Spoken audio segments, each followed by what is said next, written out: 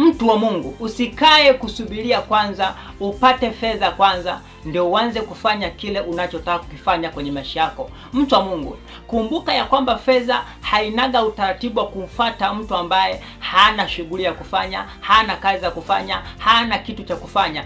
Fedha kanuni yake humfuata mtu ambaye ana shughuli ya kufanya, ana jambo la kufanya, ana kitu cha kufanya. Fedha ipo kama mfano wa maji. Mtu akitaka maji kuyaelekezea upande fulani, ni lazima ayatengenezee mfereji. Sasa mtu wa Mungu, usikae tu umekaa kusubiria kwanza upate fedha ndio uanze kufanya jambo fulani. Anza kutokea kwenye kile ulichonacho ndani yako. Anza kutokea kwenye kipawa chako, mtu wa Mungu. Anza kutokea kwenye taaluma yako, mtu wa Mungu, au ujuzi wako, mtu wa Mungu. Anza kutokea kwenye maarifa yako ulionayo au elimu yako ulionayo, mtu wa Mungu. Usikae tu kusubiria kwanza fedha ikufuate. Kumbuka ya kwamba maandiko yanasema kwamba mwenye kitu atapewa, asiyekuwa na kitu hata alichonacho atanyang'anywa kwa sababu hazai. Kwa mtu wa Mungu, usisubiri kwanza upate fedha ndio uanze kufanya kile ambacho unataka kuifanya kwenye maisha yako. Fedha hainaga utaratibu, fedha haina kanuni hiyo. Kanuni ya fedha ni wewe kwanza uanze kufanya jambo fulani, ni wewe kwanza uanze kufanya shughuli fulani,